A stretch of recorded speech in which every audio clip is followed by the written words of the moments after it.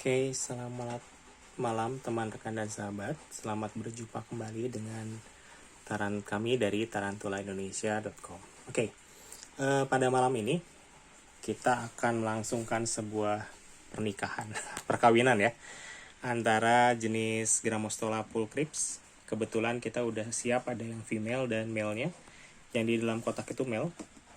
Nah, ini kita akan dokumentasikan dari awal sampai akhir. Semoga teman-teman kebayang kalau salah satu proses perkawinannya seperti apa gitu ya. Yuk pertama kita kenalin dulu kedua mempelainya. Nah, siap. Sip.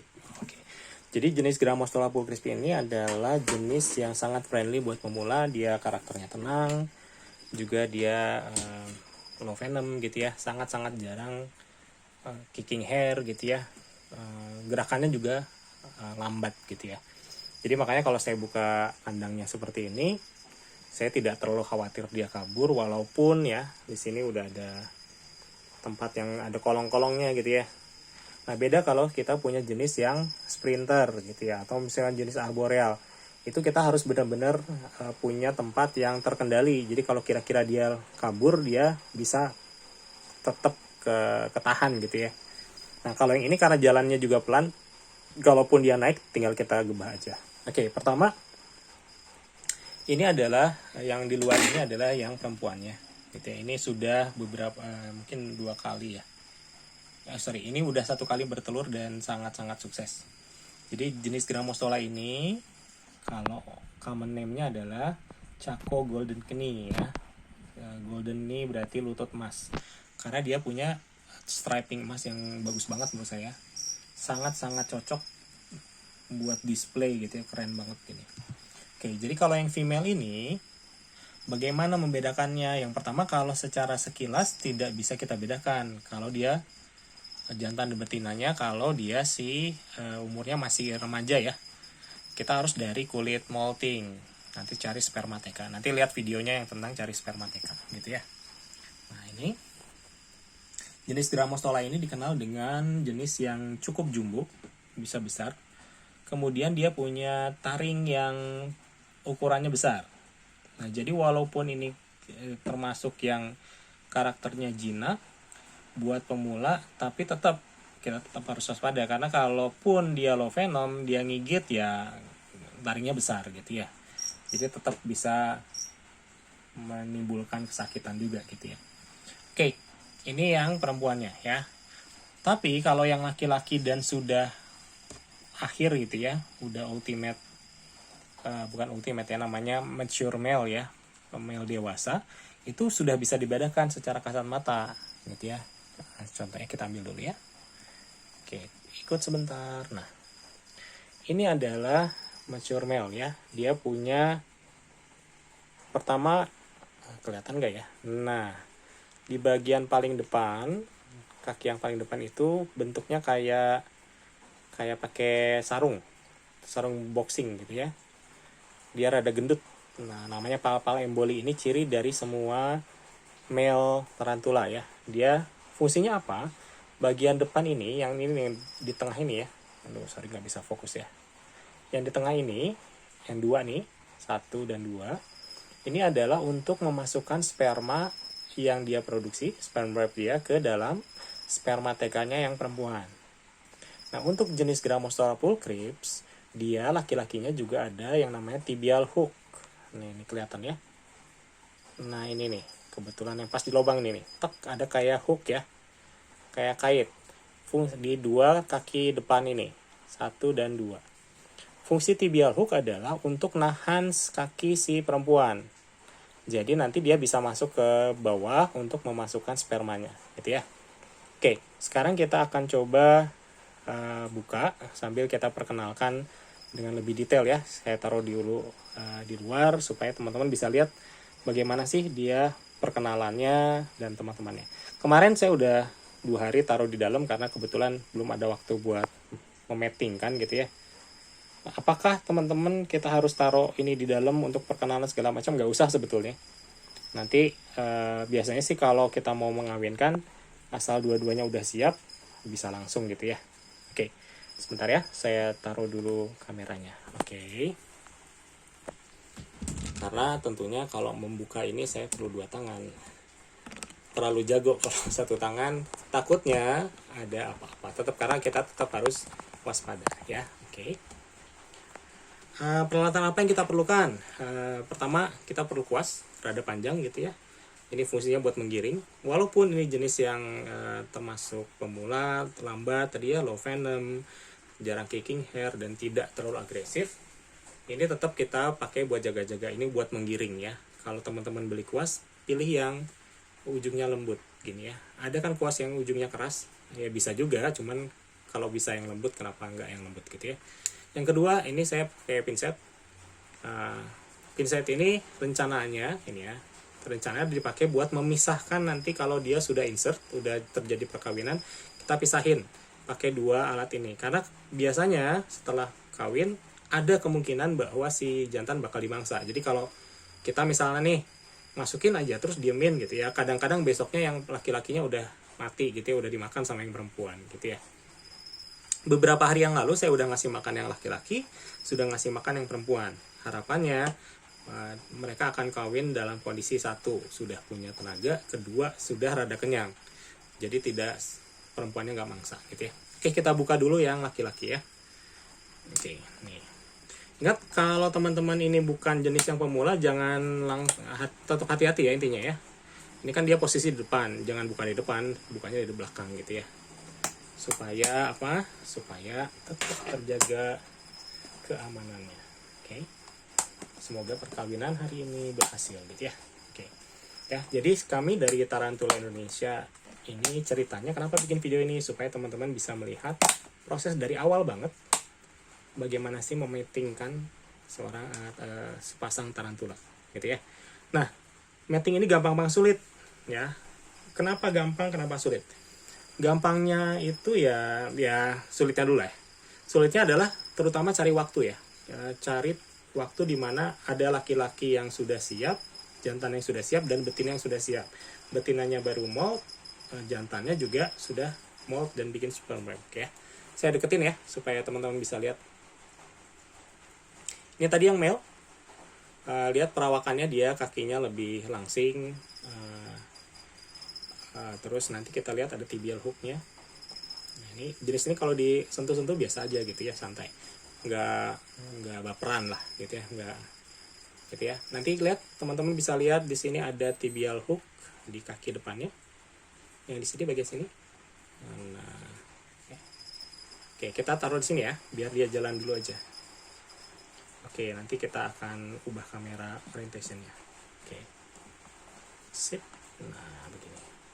Ingat, kalau jenis yang non pemula asli, nah jangan ini ya, jangan lengah gitu. Oke, seperti ini ya. Oke, dia kan kayak mau keluar ya. Caranya gimana? Kita tinggal lurus aja. Nanti dia akan ngikutin. Biasanya kalau didorong kaki belakang dia maju gitu ya. Kalau ini. Kalau enggak, ada cara lain, ditiup biasanya dia mundur gitu ya. Nah, oke.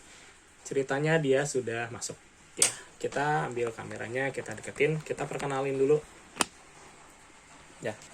Lihat, ini yang perempuan ya, yang betina posisinya stoik gitu ya. Kalau teman-teman melihara tarantula, maka yang diperhatikan harus adalah abdomen, tidak boleh terlalu besar. Ini terus terang karena kemarin baru makan, dia rada besar ini ya.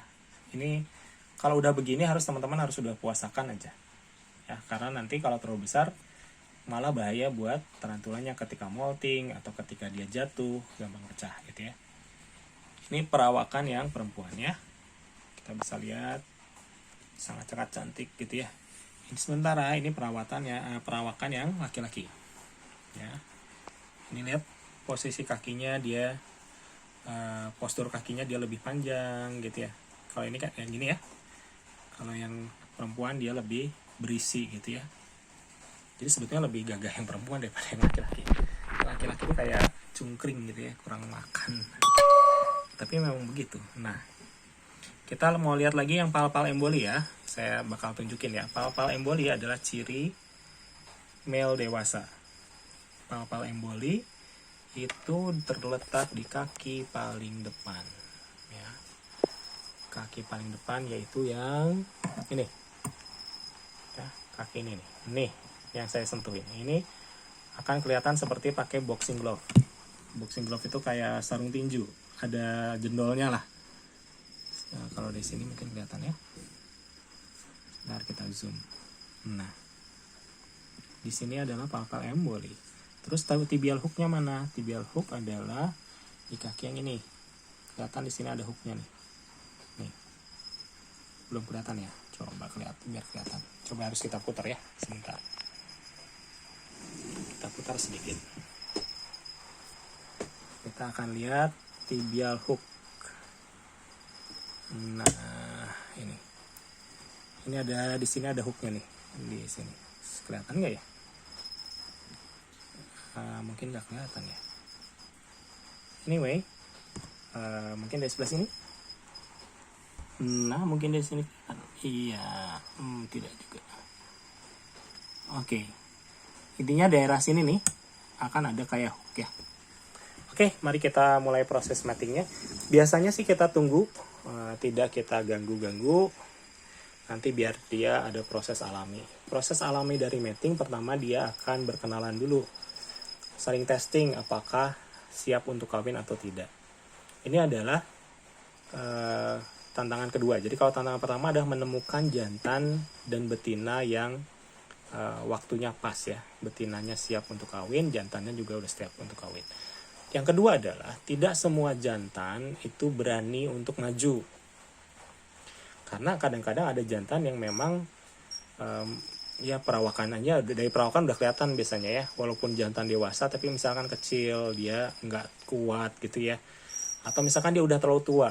Nah ini faktor-faktor yang juga jadi tingkat kesulitan dalam breeding tarantula. Jadi ini beda.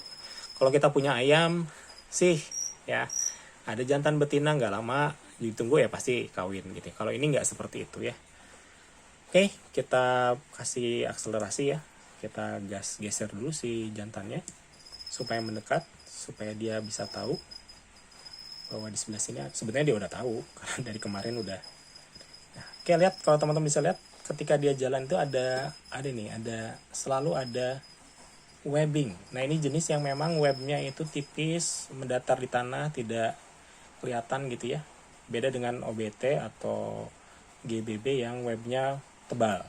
Oke, kita arahin dulu sedikit supaya dia mendekat ya. Oke. Nah, oke. Kita lihat karena dia tadi webbing itu ada menyelimuti hampir semua permukaan, jadi kalau ada pergerakan dia tahu, terutama buat mangsa ini ya. Nah, jadi tadi makanya si perempuannya ngebalik karena dia udah ngedeteksi ada pergerakan, gitu ya. Dia nggak mau ke bawah ya. Oke, ini kalau posisinya gini bahaya. Kenapa bahaya? Dia membelakangi, dia bisa disergap dari belakang gitu ya. Kalau si yang perempuannya memang menyergap gitu. Oke. Kita biarin dulu, biar dulu aja kasih jantannya waktu. Ini sama kayak mungkin nyatain ya. Kalau zaman dulu nyatain mungkin harus persiapan mental gitu. Nah ini juga mungkin posisi segala macam harus diatur dulu. Oke, ini kelihatan palpal embolinya. Oke. Nah ini teman-teman kelihatan palpal emboli ya. Maaf nggak fokus ya. Nah itu. Ini kelihatan banget kaki depannya. Yang pertama ini, yang ini gendut ya, ada kayak jendolan. Ini palpal emboli. Yang kedua ini hook nih. Di sini kelihatan hooknya ya, ada kaitnya. Nah itu adalah ciri-ciri dari mature male. Mature male ini adalah artinya dia nggak biasanya udah nggak akan sempat lagi molting lagi. Jadi umurnya memang udah mentok di molt yang ini. Kadang-kadang ada yang bisa molt, ultimate molt satu kali lagi, tapi jarang banget ya. Jadi kalau teman-teman punya yang male, kalau udah jadi MM ya berarti dirawat sebaik mungkin karena mungkin hidupnya tidak akan bisa panjang gitu ya. Itulah kenapa harga dari yang male dan yang female jauh berbeda gitu ya. Kalau yang Grammostola pulchrips ini ya tapi semua tarantula ya, yang perempuannya jauh lebih mahal. Oke. Sambil kita tunggu dulu. biasanya nanti akan ada drumming. Drumming itu si jantan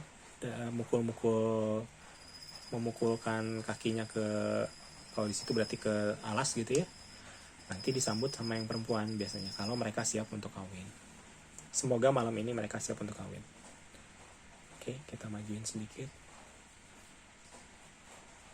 Yuk. Itu.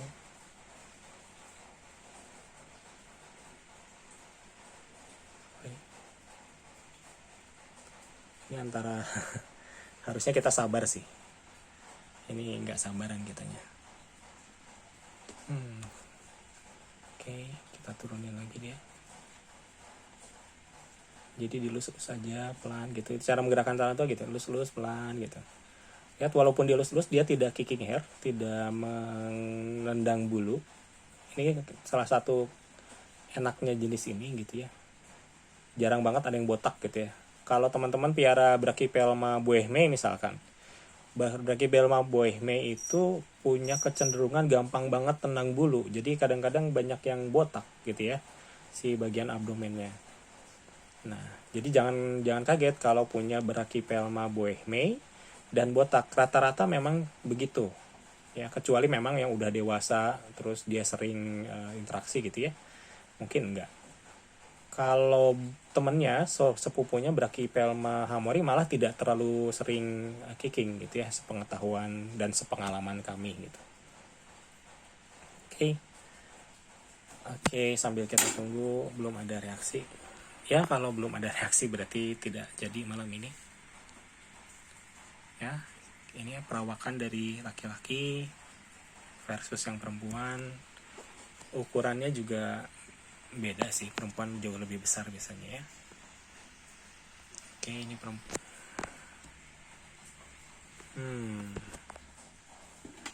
Memang harus ini ya, nggak bisa dipaksa juga.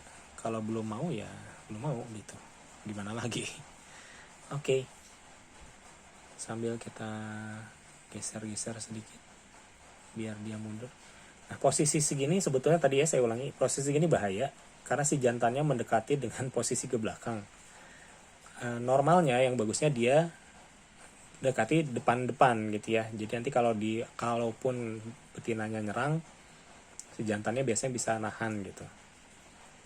Ini antara memang belum mau kawin atau masih adaptasi gitu ya.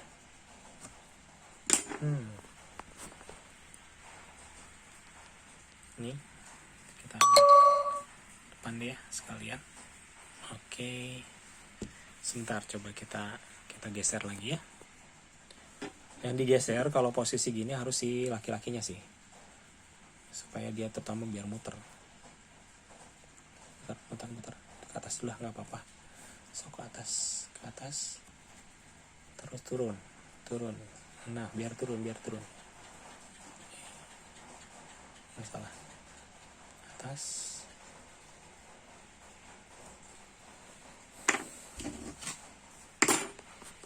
Di atas dulu, nggak apa-apa. Sini. Nah, itu kelihatan banget ya hooknya tuh di depan ada kaitnya. Nah, sini sok pindah dulu. Ayo pindah biar posisinya lebih bagus. Posisi harus kita atur dulu. Up. Ini kayaknya nggak berani ya, sepertinya kurang berani atau belum timingnya, belum siap. Kesini. Oke. Posisinya udah lebih baik ini. Oke. Ini dan it's a waiting game, menunggu. Semoga ada drumming sebentar lagi. Oke, sambil nunggu kita jelasin ya tentang perawatan ya, sekalian informasi. Jadi teman-teman sekalian, ketika teman-teman memutuskan untuk memelihara tarantula, maka yang harus diperhatikan pertama adalah tarantula adalah pet display. Jadi display itu intinya cuma dipajang bagusnya, bukan untuk dipegang-pegang. Dia tidak butuh kasih sayang seperti kucing atau anjing harus dipegang-pegang, diajak jalan, nggak seperti itu. Mereka akan baik-baik saja dengan dibiarkan gitu ya. Nah, jadi yang pertama adalah kalau punya tarantula sih jangan selalu sering dipegang ya. bahaya buat tarantulanya sebetulnya. Kalau dia dipegang terus jatuh, ya bahaya gitu ya. Kenapa? Tarantula yang udah ukuran segini apalagi itu perutnya gampang pecah. Si kulit abdomennya kan nggak tebel ya. Kalau masih sling sih mungkin nggak terlalu masalah. Tapi kalau udah sebesar ini kan isinya banyak, berat tuh. Jadi kayak balon udah penuh isi air, jatuh ya bisa pecah. Dan ini udah beberapa kali kejadian gitu ya. Sering banget sih sebetulnya. Yang abdomennya pecah. Abdomen pecah ya udah ada selamat tinggal gitu ya. Nah, jadi pertama dia display pet sangat baik untuk di display saja. Teman-teman sekalian, kalau jenis yang Grammostola ini kan jenis terestrial ya. Kalau udah besar sih dia akan ya tadi mejengnya gini aja, which is enak banget buat dilihat gitu ya. Yang kedua yang teman-teman harus perhatikan adalah habitat asalnya. Grammostola pulchrips ini habitat asalnya dari lembab semi kering ya, sampai semi kering. Nah, gimana menentukan lembabnya cukup atau enggak adalah secara paling gampang dari warna substrat. Ini kan kokopit nih. Kokopitnya kalau warnanya segini berarti dia ini cukup lembab. Lembabnya cukup. Ini udah ideal banget buat mereka. Gitu ya. Sampai kering pun rada coklat muda it's okay buat jenis ini. Lihat nih kayak gini. Ini adalah udah kering gitu ya. Ini kering sebetulnya. Belum kering banget tapi kering. Ini mereka masih acceptable buat Grammostola pulchrips. Tapi jenis-jenis tertentu nggak bisa sampai kering seperti ini, gitu ya. Ini tadi yang laki-laki kan di sini ya. Oke. Yang kedua, yang perlu diperhatiin, yang ketiga perlu diperhatiin adalah pakan. Kalau teman-teman punya tarantula, makannya itu harus diperhatikan bahwa kita itu yang ngatur makannya, bukan kita ngikutin si tarantulanya. Tarantula akan hit apapun yang kita kasih. Tapi kalau kita kasih terus-terusan, abdomennya akan jadi sangat-sangat besar. Nah, yang terjadi dia tidak sehat. Nah, kalau dia makannya rutin dan banyak, maka dia akan cepat berganti kulit. Cepat besar iya, cepat mati juga. Karena umurnya tarantula ini bergantung dari berapa kali molt kayaknya gitu ya. Kayak ada counternya gitu deh. Intinya dia makin cepat molting, maka makin cepat mati. Example-nya ada yang laki-laki. Kalau dia makannya di namanya power feeding ya, lebih dari biasanya, maka dia akan lebih cepat tumbuh, lebih cepat jadi dan lebih cepat mati gitu ya. Nah, kita sebagai keeper menurut saya sih kasih makan yang secukupnya saja gitu ya. Indikatornya adalah kalau dia jalan perutnya tidak kena ke lantai maka itu cukup. Tapi kalau udah kebesaran, jalan perutnya terseret-seret begitu udah nggak bisa ngangkat lagi, berarti itu sangat obesitas ya. Kalau proporsinya seperti ini menurut saya ini udah besar ini karena baru makan. Dia jadi langsing lagi lama gitu ya, nurunin lagi lama gitu ya. Jadi lebih baik jangan sampai obesitas, lebih baik normal-normal saja. Berapa lama kita kasih makan, walaupun patokannya adalah seminggu sekali, kita juga harus memperhitungkan berapa banyak yang dikasih. Kalau jangkriknya 2, 3, atau dikasih kecoa dubia, atau dikasih Madagaskar gitu ya. Jumlah yang masuk ke dalam mereka konsumsi ini sangat mempengaruhi dia nanti besarnya seperti apa. Nah, jangan takut untuk mempuasakan. Kalau udah besarnya seperti ini mungkin 2 minggu, 3 minggu nggak dikasih makan, it's okay selama ada air yang tersedia gitu ya. Nggak usah khawatir masalah. Jadi tarantula ini keepingnya low maintenance banget deh. Oke, sambil kita coba ya, percepat ya. Semoga dia mau kesini. Coba deketin, berani nggak? Oke. Ini kayaknya belum ada respon nih kayak teman-teman. Buat malam ini mungkin belum ada keinginan untuk berkawin gitu ya. Oke. Jadi maintenance-nya tadi sampai ke pakan ya. Pakan ini penting banget karena rata-rata kalau keeping tarantula itu pengennya ngasih makan gitu ya. Kalau teman-teman pengen ngasih makan terus, maka maka yang harus dilakukan adalah perbanyak tarantulanya gitu ya. Kalau teman-teman perbanyak tarantulanya, pasti bisa kesempatan ngasih makan dengan rotasi gitu ya. Minggu ini, minggu depan yang ini gitu ya. Oke, lihat mulai ada gerakan. Itu yang bergerak itu bagian palpal embolinya. Yang laki-laki mulai perkenalan, mulai drumming. Nah ini dia drumming ini mungkin ngasih kode ya. Nah ini mulai akan terjadi perkawinan ini. Nah pas udah begini teman-teman harus lihat kalau dia bawah kelihatan nggak ya, insert atau tidak ya, masuk atau enggak. Ini kayaknya masuk dan kita sudah siap-siap nahan ya, jangan sampai habis. Oke, dia mundur. Kayaknya udah ada insert tadi ya. Aduh, nggak kelihatan tadi ya. Ini kita tahan dulu. Kita siap nahan ya tadi. Takutnya yang perempuan langsung nyergap. Maka tadi saya udah siap insert di sini, gitu ya. Tapi kayaknya belum ada insert deh. Ya, karena si laki-lakinya masih drumming lagi. Mungkin ada second attempt, akan ada percobaan lagi. Kita lihat ya. Jadi fase-fase dari perkawinan tertentu dia drumming kayak gini, dibalas sama perempuan, laki-lakinya maju, nanti dia lari ke bawah. Lihat bahwa dia pakai nahan, kakinya nahan ya, kelihatan nahan ya.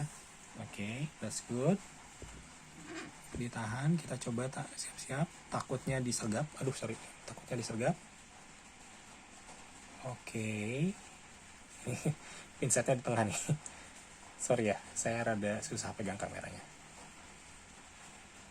Biasanya kalau belum ada insert, dia akan coba terus sih. Sampai kalau jantannya berani ya. Kalau jantannya nggak berani, ya mungkin dia mundur. Kayaknya belum ada atau udah ada ya. Aduh asli, tadi nggak Jadi proses perkawinan adalah dia si laki-laki ini pakai pala-pala emboli yang tadi paling depan itu, dia masukin spermanya ke bagian bawah dari abdomennya perempuan. Berarti tadi belum. Oke, dia mau nyoba lagi. Kita lihat ke bawah, mungkin kelihatan ya. Dia mencoba masukin ke situ. Nah, kelihatan nggak ya? Nah, dia coba masukin. Set. Lihat posisinya, dia nahan banget. Nah, ini fungsi dari hooknya tadi. Biasanya kalau masuk, dia akan mundurnya cepet, cari selamat gitu ya. Aduh, fokus ya. Oke, that's good. Kalau dari sisi sini dia akan begini nih. Iya. Oke, ini kayaknya insert. Ini masuk banget, kelihatan. Kalau saya bisa kelihatan ya di sini ya. Semoga kelihatan juga di kamera. Itu bagian bawah. Kita coba bagian bawah. Dia berusaha insert. Nah ini ada cairan itu. Nah itu spermanya, itu cairan yang tadi nih. Semoga kelihatan tadi ya. Nah dia masukin ke sini. Oke. Yang harus kita jaga adalah supaya tidak disergap ini. Karena kalau udah disergap, oke. Jadi sebetulnya apakah kejam yang perempuan makan jantan gitu ya? Sebetulnya ini bagian dari alam untuk menyediakan nutrisi yang bagus buat betinanya gitu ya. Oke, good. Ya, oke. Jantannya mundur. Ini betinanya baik. Soalnya jantan sebelumnya sih almarhum. Sama dia almarhum jantan sebelumnya. Oke, tadi kelihatan, saya ngamatin dan kelihatan banget keluar insert, dapat insert, masuk, berarti ini betina sudah dibuahi. Jantannya juga udah mundur, berarti udah berhasil buat malam ini. Pertanyaan berikutnya adalah, Kang, harus berapa kali dikawinin? Sekali cukup atau harus berkali-kali? Sekali itu cukup sebetulnya. Ya, tidak harus berkali-kali. Sekali itu cukup. Kita cuman berharap bahwa jantan ini punya kualitas sperma yang bagus dan yang perempuan ini juga kualitas sel telurnya bagus gitu ya, sehingga bisa terjadi nanti eksek yang bagus, banyak, dan intinya mah kualitas turunannya bagus ya. Jadi makanya kalau kita beli tarantula gitu ya, terus yang kita pilih juga mana yang buat breed gitu, yang kira-kira posturnya bagus, sehingga itu nanti peluang untuk anakannya juga bagus. Oke, itu jenis Grammostola dan kita sudah lihat kawinnya. Tadi pertanyaan adalah perlu sekali atau berapa kali? Jawabannya ada perlu sekali aja, gitu ya. Terus pertanyaan berikutnya, berapa lama dari insert ini sampai bikin eksek? Itu bergantung ya, kadang-kadang ada yang sebulan, ada yang 2 bulan gitu ya. Memang harus kita lihat aja perkembangannya. Kadang-kadang ada yang berhasil, ada yang enggak bikin exact gitu ya. Nah terus kadang-kadang bikin exact juga ada yang busuk gitu ya. Busuk itu biasanya antara kualitas si pakannya, jadi si female-nya ya, indukan betinanya kurang gizi, kadang-kadang busuk. Atau misalkan kandangnya terlalu lembab atau terlalu kering, dia juga kadang-kadang nggak jadi. Nah itu adalah tantangan berikutnya dalam breeding breeding tarantula. Nah oke, teman-teman, itu mungkin hari ini saya cuma mau bilang begini, Kang. Bapak teman-teman sekalian, saya cuma mau bilang begini. Walaupun kita sangat menyenangkan kita punya tarantula yang dibreed gitu ya. Cuman breeding tarantula ini akan menjadi sebuah keputusan penting buat teman-teman sekalian, gitu ya. Keputusan penting apa? Berhasil breeding itu menyenangkan, tetapi itu akan membuat teman-teman punya banyak, kalau Grammostola ini bisa sampai ratusan, kalau bagus ya, bisa ratusan sling anakan, yang itu pemeliharaannya tidak mudah ya. Jadi walaupun kita sangat menyenangkan punya breeding yang berhasil, itu teman-teman harus berpikir, saya tuh mau jadi hobiis yang punya tarantula berbagai jenis dan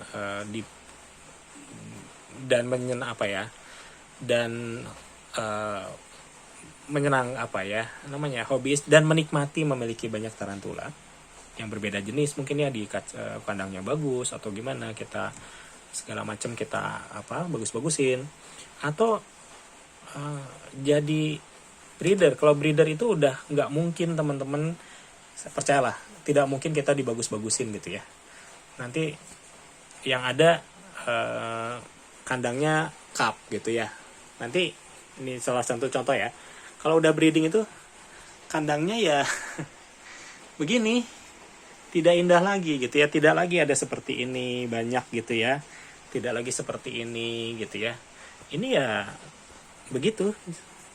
Sehingga apa yang terjadi adalah akan ada transformasi, mau tidak mau kita sebagai orang yang bertanggung jawab pasti akan jadi berubah sebuah hobi yang tadinya pure untuk kesenangan gitu ya, untuk kenikmatan, menjadi tanggung jawab. Ini yang teman-teman harus pikir juga. Jangan sampai ketika sudah berhasil breeding malah kitanya jadi capek gitu ya. Ngasih makan satu tarantula ukuran dewasa besar itu sangat menyenangkan. Tapi kalau ngasih makan tarantula ukuran sling, di mana makanannya juga harus kita cari yang kecil-kecil gitu ya, mau dubia, nimfa dubia, atau kita harus cari ulat balap, atau kita kasih kroto, atau ekor kaki belakang jangkrik, itu menjadi sebuah pekerjaan yang membutuhkan ketelatenan. Kalau teman-teman kira-kira ingin menikmati saja, menurut saya pribadi lebih baik teman-teman tidak loncat ke arah breeding gitu ya. Itu yang menurut saya harus diperhatikan supaya teman-teman bisa full menikmati si hobi ini gitu. Kalau teman-teman nggak sengaja jadi bertanggung jawab atas ratusan anak-anak tarantula, ya pilihannya ada dua, teman-teman. Musnahkan sebagian kalau tega gitu ya, yaitu bagian dari konsekuensi, atau ya pelihara sampai besar gitu ya. Dan itu terus terang membutuhkan komitmen dan resource yang menurut saya cukup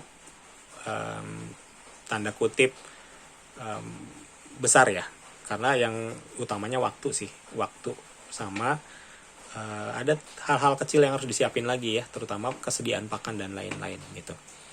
Itu mungkin dari kami. Semoga video ini memberikan kejelasan bagaimana cara untuk breeding tarantula. Dalam hal ini adalah Grammostola pulchrips, Chaco golden guinea, yang termasuk jenis untuk pemula banget, sangat-sangat friendly dalam konteks dia gerakannya lambat, no venom, karakternya tenang, tidak agresif gitu ya. Dan seperti teman-teman lihat, dia dibuka gini juga nggak kabur gitu. Kaburnya pun dia slow aja gitu ya. Ya, dan hari ini, malam ini kita berhasil melihat terjadinya sebuah perkawinan yang berhasil. Terjadi insert, ciri-ciri laki-laki dan perempuan tadi udah dibahas, drumming itu seperti apa, dan insertnya udah seperti apa. Semoga memberikan pengetahuan gitu ya. Teman-teman jangan lupa kalau perlu informasi segala macam bisa simak di tarantulaindonesia.com, WA ke kita juga insya Allah selalu kita coba balas ya, walaupun kadang-kadang slow respon, tapi semua WA yang masuk pasti dibalas gitu ya. Semoga kita bisa berdiskusi. Jangan khawatir kalau sama kita mah, kalau ada pertanyaan tanyain aja, karena kami punya misi untuk sama-sama mengedukasi. Semoga teman-teman bisa miara tarantula dengan baik dan benar gitu ya. Jangan sampai mati, jangan sampai terlalu terlalu nganggap enteng sehingga mungkin nanti nggak awet gitu ya. Tarantula itu gampang dipeliharanya, tapi ada hal-hal yang perlu diperhatiin juga. Jangan sampai hal-hal, karena gini, nggak semua tarantula itu perawatannya sama gitu ya. Kebanyakan semuanya mudah, tapi nggak semuanya sama caranya. Kalau salah pemeliharaan mungkin bisa mati gitu ya, tapi biasanya dia sangat-sangat awet sebetulnya kalau pemeliharaan baik. Oke, demikian dari kami dari tarantulaindonesia.com. Semoga teman-teman bisa tertarik untuk memelihara tarantula sebagai hewan peliharaan yang low maintenance gitu ya. Harganya juga ada yang sangat-sangat terjangkau dan sangat-sangat eksotik gitu ya. Ini kalau ditanya sama teman, piaranya apa? Piara tarantula. Wah, itu pasti jadi sebuah pembicaraan yang menarik gitu ya. Oke, demikian dari kami. Sampai jumpa kembali. Assalamualaikum warahmatullahi wabarakatuh.